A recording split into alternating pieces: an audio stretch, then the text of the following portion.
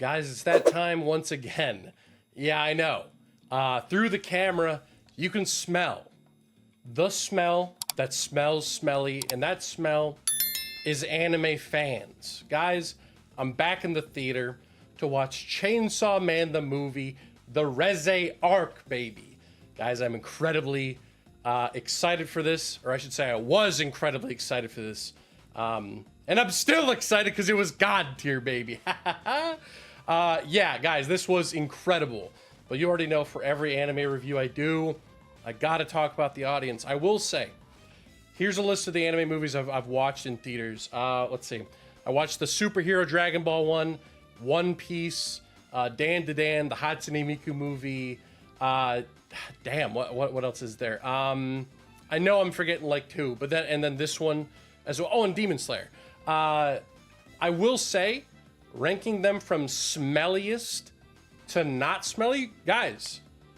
Hey yo, shout out to Chainsaw Man fans. They don't. Hey, they were good.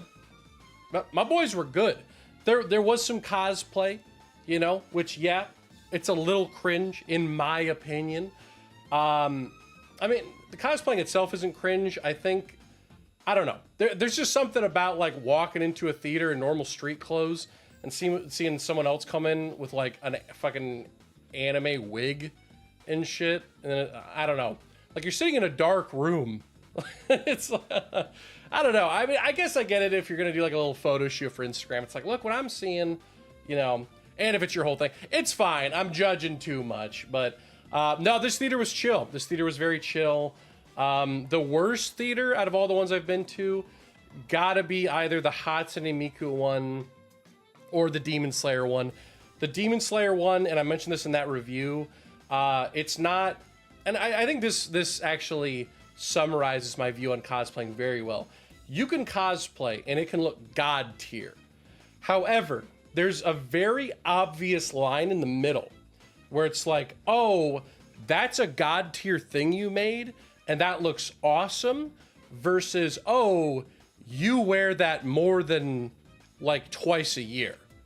Like that's something you put on frequently and you have not washed. There's a big ass difference. So that's what I'm saying. I'm yapping on cosplay way too much. But yeah, no, this was a good theater. But guys, how was the movie itself? Okay, I'm sorry. One more little side tangent. There is a Pochita popcorn bucket that they had because I went to AMC with my fiance to see this. And bro, they sold out immediately. It's also $35 and it's like this big. So, you know, am I salty? Yes. Did I save $35? Yes. But let's get into the actual movie. So as I said before, my fiance and I went to go see this, and hoo boy, so she loved it. So guys, if you want to bring your girl to the theaters to watch this, absolutely do it. I will say though, there was a certain scene that, hey, let's just say I wasn't exactly looking at the screen because I had to keep an eye on my fiance, who was giving me the most intense side eye humanly possible. Bastic side eye. Criminal offensive side eye. Which I cannot blame her because hot damn, I completely forgot. I know a little bit. I don't really read the manga too much. Not that I'm not interested. I don't know. I haven't gotten around to it. I know of this scene because it's like an infamous, like, whoa, bro, you remember the pool scene? Reze and Denji are like butt naked in the pool. And they don't like draw nipples on her. I don't know if it's the same in the manga, but like you do see full tit. And then when he's like fantasizing about other chicks, they're in like lingerie and shit. And like, bro, they're doing every damn pose imaginable. They're doing all the money shots and shit. I'm like, good Lord. So the whole time they're doing that, yeah, I just gotta look down, you know. Hey, it's there for the boys, you know. Hey yo, you know, get it, you know. Go off, Kings, is all I gotta say to that. I respect it, I see it, and it does. You know what? It does have a thematical purpose, and that's kind of what I was explaining to my fiance too. Is like there is a point to it, you know, about his whole arc.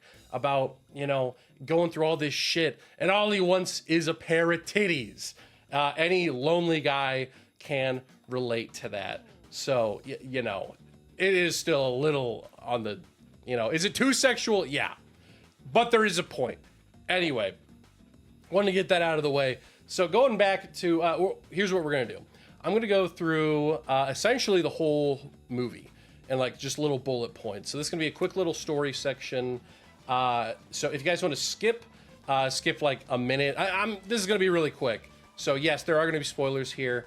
So, but before we do that, I'm going to give you my non-spoiler score. Guys, this is a 10 out of 10. I'm pretty sure the only other anime movie I've given a 10 was the Dragon Ball one, and I still stand by that. That is a god tier movie. And even Demon Slayer, I think I only gave like an 8 or a 9, a god tier film, but it has its flaws.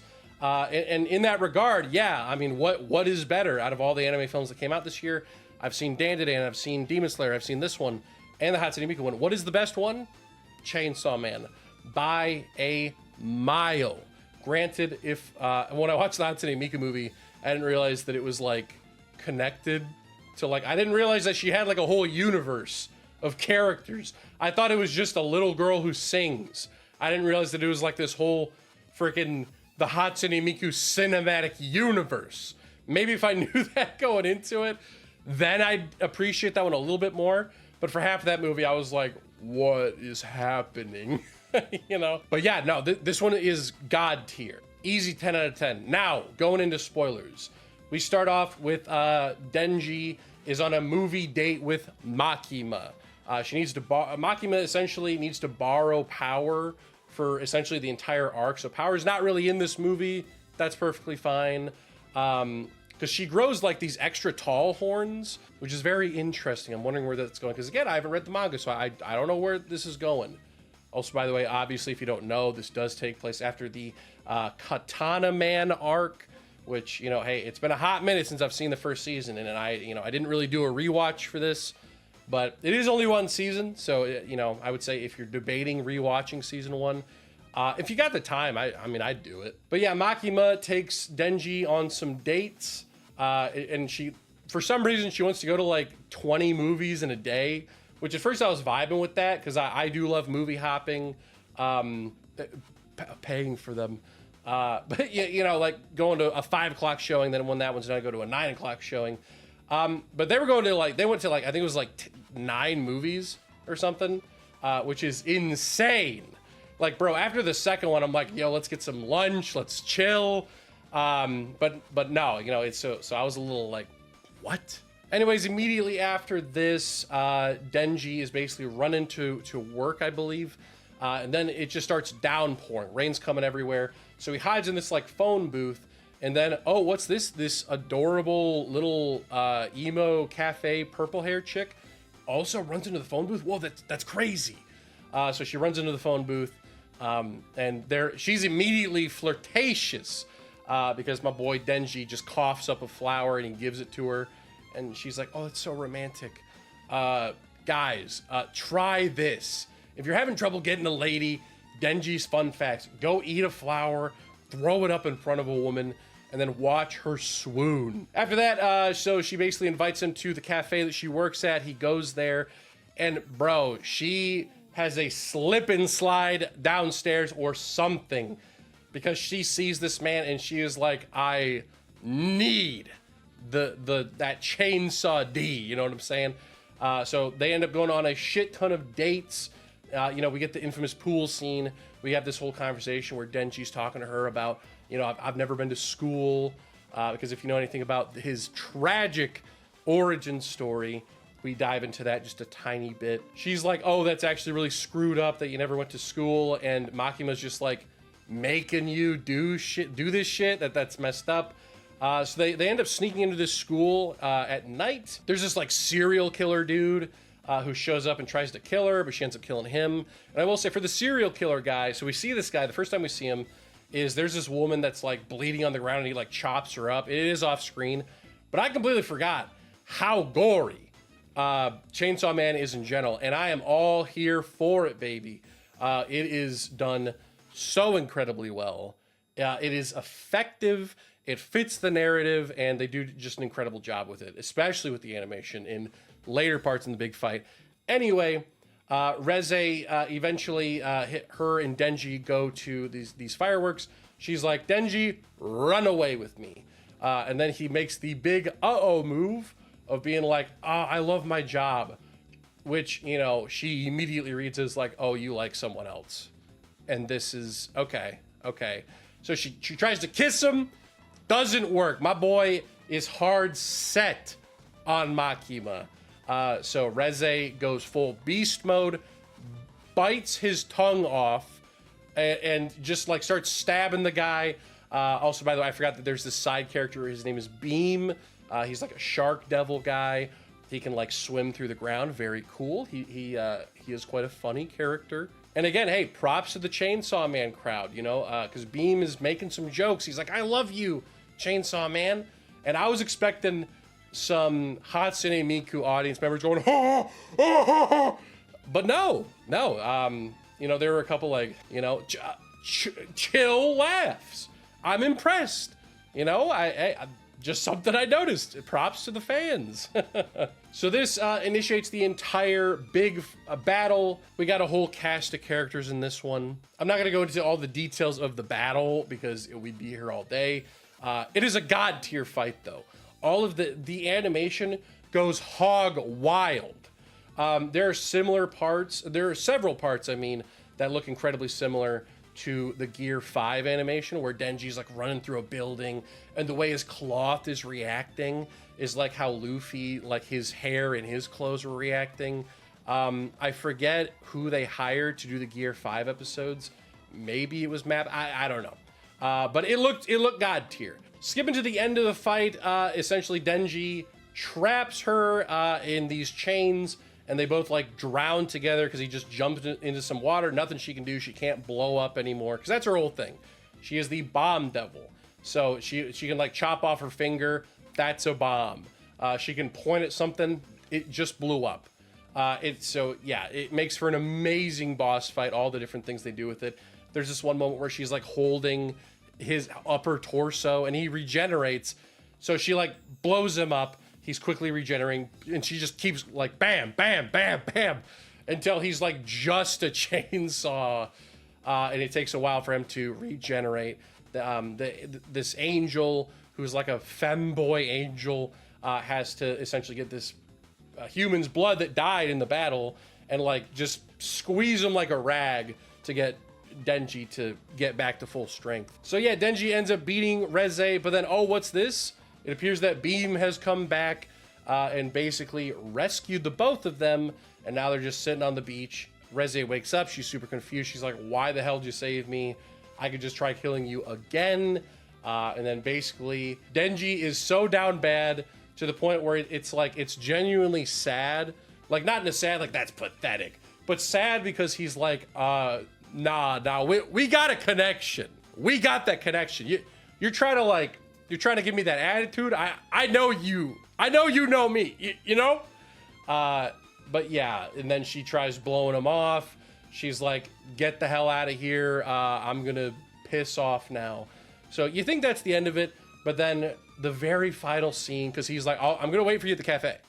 I'm going to wait for you at the cafe. And if you show up at the cafe, we're going to run away together like you wanted to, you know, before the fight. So you kind of see her stop for like a split second, and it's like, oh shit, yo, maybe she does like him. Because she does make a point of like, I should have killed you immediately. And he makes that point too, where it's like, if you just wanted the chainsaw devil heart, why didn't you just kill me immediately? Like, as soon as you saw me in the phone booth, you should have just shanked me right there. Why did you wait? And that's kind of what you're thinking, like, throughout the whole thing. It's like, why, if this was her goal to get his heart, why did she wait so long? And I will admit that was going to be a negative. However, it is no longer a negative because of the final scene. Essentially, she changes her mind and she's like, screw it. He was 100% right. You see her running to the cafe to meet up with Denji, but then immediately Makima shows up with the angel femboy, and just starts slicing and dicing. And she gives this whole monologue about just like, you a bitch, you know, shit like that. And it's sad. It's really sad because as this is happening, we have this like senior detective dude who kind of like helps train Denji in power a bit. And he's explaining that she was actually an orphan and she never ended up going to school. She was a part of these like trials and stuff to, you know, make her super powerful. And it just connects back to the point where she was like, oh, it's super screwed up that Denji didn't go to school. That's why she wanted to run away with him. That's why she didn't kill him immediately. And that is just such a touching moment. I absolutely love that. In fact, that goes into my only negative. My only negative for this film is I really wish we got into that a bit more. Because they dropped that at the very end, where it's like, oh yeah, she was an orphan. She was like experimented on. She's called her type of person is called a guinea pig. I wish that we went a little bit more into that, but now that she's dead, I mean, I guess we could get, you know, some more of those guinea pig students in future, you know, films and seasons and whatever. But I have a feeling that this might be it for that. So it just sucks because I wanted to get more of her story, because toward the end of it, I wasn't completely satisfied. I definitely felt like that was an intense, an emotional ending with an amazing boss fight. And we do spend a lot of time at the beginning. And again, that was going to be a negative as well, but I'm not going to count it as a negative because the beginning, is it slow? Yes, it absolutely is.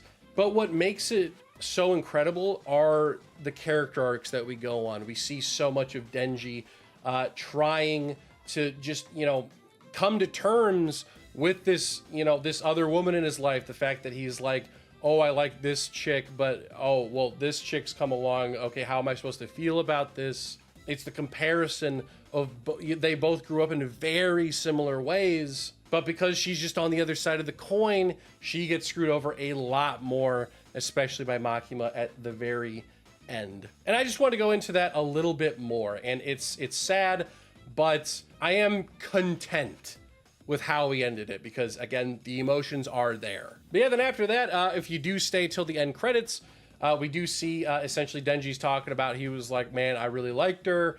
It sucks because she is 100% dead at this point. And he's just kind of chilling there. He's like, damn, I really wish there was, you know, like, who am I going to end up with? And then the movie gives you a very obvious wink and a nod as Power, for the second time in the movie, second time shows up in the movie, she comes right through the cafe door and she's like, there you are, you son of a bitch. And yeah, if he does not get with Power by the end, because again, I don't know if he does not get with her, this whole entire show gets a 0 out of 10, because they just have an adorable sort of thing. And I know a lot of people are like, well, they're like sisters and brothers, they're like siblings. That is true, that is a good point. But I don't know. I see them being, I see it being one of those situations where it's like, okay, they're more like friends that grow up together, and then they realize when they're grown up, it's like, oh wait, we're actually perfect together. I just see it working out really well. Anyway, guys, yeah, like I said, it is a 10 out of 10. Yes, it is better than the Demon Slayer movie. One last thing I want to mention about that is one of my criticisms for the Demon Slayer movie was the fact that it didn't feel like a movie. And it's the same thing with the Dandadan movie. They're not movies. They're not made as movies. And again, this isn't, it kind of depends on your own opinion, how you watch it. Like, when I go into a movie theater, when I sit down for a full-blown movie, I am expecting a beginning, a middle, and an end. And when I'm watching Demon Slayer, when I'm watching Dandadan, I can easily pick out those moments where it's like, okay, that's the end of an episode. Okay, that's the end of an episode. Okay, that's the end of an episode. And I don't want to feel like that. I want to, at the very end of it, I want to feel like, okay, that was a complete experience. I can watch that on its own. And for Demon Slayer, is it amazing? Absolutely. But can you watch it as a movie? Honestly, I don't know. Does it work amazing as a TV show? Absolutely. But this movie and Superhero just have those extra points for me because they're made for a movie. It's made as a movie. It is a concise, tiny little arc that is made into a full-blown motion picture. And I don't know, I just, it's not a positive or a negative realistically. Because yeah, I mean, it's cool that they take these episodes and they make it into a movie. I just appreciate these ones a little bit more. I just appreciate these ones a little bit more because you can tell they went that extra mile to really make it a full package, a full package experience. Because honestly, no, you don't really have to watch season 1. My fiance loved the movie. She's never seen season 1. And now she's interested in that season and the manga and all that. So yeah, that's my main perspective for going into it. So guys, again, it is a 10 out of 10. Let me know what you thought. Do you think I am an idiot for thinking what I think about the Demon Slayer movie? If you want to talk about that, I mean, go to that review and we'll talk about it in the comments. Or do what you want. I don't give a shit. But guys, let me know what you thought in the comments down below. Do you think Reze is going to return? Will Power get with Denji? Obviously, if you've read the manga, please don't spoil it, or else I will be slightly irritated. But I won't do anything about it. I just won't respond to your comment. But yeah, anyway, guys, get out!